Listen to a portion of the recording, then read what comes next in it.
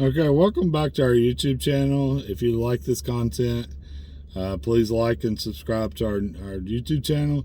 Today I'm going to start a series on how to drive and the skills you'll need driving, and as far as the driving part and also to passing the driving test. I have a unique camera view today. Today we're going to learn how to drive hand over hand steering. And I wanted you to see some of my hand placement, and so this is the view I decided to work with. But if you take this video and learn from it, it's well worth it.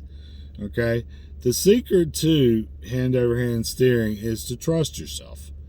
Most of every driver I've driven with, young or old, depending, newer or a little bit more experienced, the ones that struggle the most is they're not trusting themselves. Meaning, you've got to trust yourself when you're steering, and I'll show you what I mean. 10 and 2 or 9 and 3. My local state here requires 10 and 2. However, your state, depending on their qualifications, are 9 and 3. I would say 10 and 2 would be the majority of the states and areas that you live in. It's been that way for quite some time here at this local state, but it could be anything like 9 and 3 or 10 and 2. All right, so my hands are roughly at 10 and 2. Okay, so I'm gonna go to my left. Okay, so as the steering wheel is turning, here's the secret. Pay close attention. It's really hard. As I'm turning, my left hand's going to go out of view, so bear with me. Let the left hand go, grab it at 12. As you're pulling your left hand down to 10, let the right hand go, grab it at 12. 10, 12, 10, 12. Okay? Try to keep all your actions on top of the steering wheel. Okay? That gives you freedom of movement. If you turn and have to adjust yourself around a car or a kid or something of that nature, you have freedom of movement. Okay, so if I'm going to my right here, I'm taking 10 o'clock and I'm moving it to 2 o'clock. As I'm doing that, my right hand's going to go out of the view of the camera, but I'm going to release the right hand and grab it at 12. As I'm pulling 12 down, I release 2 and grab it at 12, to 12, to 12, to 12. So it's real easy. The secret is letting the side hands go, whichever way you're turning. If you're turning that way, this is the hand you let go. If you're turning to the right, am I right? Let the right hand go. See how I'm doing it? I'm letting it go. Where new drivers mess themselves up isn't their skill set, is as they're turning, they won't let that side hand go, and they get twisted, and the car kind of shimmers or kind of sways a different way, and you as a new driver, you haven't built up years of experience and years of confidence, and so you're looking at yourself as going, wow, I must really be horrible at driving. No, you're not horrible at driving. Where you're struggling is just trusting yourself. Okay, so I'm going to speed it up a little bit and let you see what I'm talking about. I'm going to go both ways. It's not that hard. Hand over hand is not that hard to do. It's just you have to have some coordination, but you learn the coordination by practicing.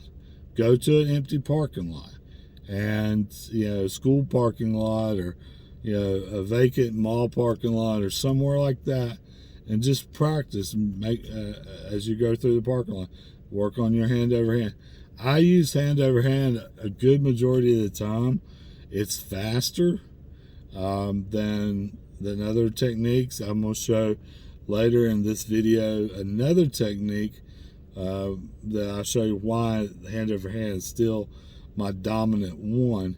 But anyway, I'm going to speed up the hand over hand process, let you see it in real time, and let you see the other one, which is a good technique.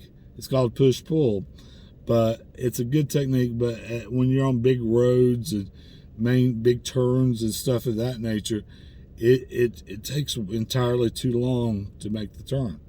Okay, so I'm gonna speed it up. I'm gonna go to my left, 10 and 2 roughly. So I'm going to my left, like I said. As I'm moving, I'm letting 2 go. Remember, my 10 hand is the one I let go. So I turn. As I'm turning, let it go fast, and I'm going back the other way. See how fast I'm going.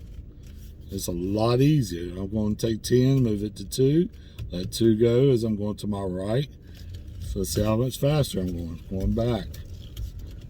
Okay, see how fast. Okay, and when you have a lot of traffic behind you, or you're going at a higher speed, push-pull technique doesn't work as well. It'll wear you out. So let me give you a small example in push-pull. I probably only do push-pull 4 or 5% of the time, not very often. Push-pull is good for parking lots, parking spaces, driveways, small turns that you got to kind of be more precise. Maybe it's a pulley system's all it is. Okay, and it's really easy to learn. A lot of people do it naturally, but hand over hand is so much faster. So what you do here is it's the same concept of going to the left and right. I got my hands at 10 and 2. Okay, just like hand over hand. So what I'm doing, I'm going to my left. I'm taking 2 o'clock and I'm pushing it up and pulling it down with 10 to like that, like a pulley system.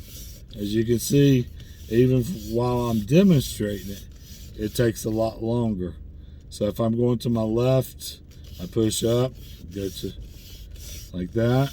And if I'm going the other way, it's the same thing.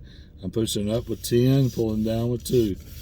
Like I said, if you're in a neighborhood or anything like that, parking lots, parking spaces, where you gotta kind of be more precise, push-pull works perfect. But you still can use hand over hand. Hand over hand works both in parking lots and neighborhoods and stuff like that. But push-pull does work, like I said. But as you can see, just imagine you driving for over an hour, hour and a half doing push-pull. You would be exhausted trying to drive. And probably because it takes so much longer in the big turns and like especially on large roads and stuff like that, you're probably going to have people upset with you for taking so much longer to go around curves. And it could be road rage induced. Not trying to scare anyone, but unfortunately we live in a society of road rage. But like I said, if you're in a parking lot and you're just trying to guide it in really nice and slow, push-pull works fine. But as you can see, hand over hand, see how much faster I can do hand over hand without even much effort. As I've said before in other videos, and I'll say it again, make the car work for you. You don't work for the car. If you can make it easy on yourself, the more relaxed you'll be, the more calm you'll be, and more enjoyable of the drive you'll have. The one thing you don't want to do is stress yourself out while you're driving. There is medical evidence that suggests that you could have health problems over a course of time if you're stressed driving all day long. So try to be relaxed and things like that. Like I said, hand over hand works perfect. Push-pull works perfect, but push-pull is a lot slower and a lot more time consuming. Okay, so just be aware of the two. Know the two. It's good to learn both of them. I'm not saying don't learn push-pull, but overall, hand over hand is much easier, much faster, and much more convenient. If you like the content of this video, thank you. Please subscribe and like this channel. I plan to do several different videos in the future with different part one. This is part one, different parts, maybe how to brake, how to excel, things like that that'll help you as you go through your journey of learning to drive. The main thing with driving, push-pull, hand over hand, is just to enjoy driving. Thank you so much and have a great day.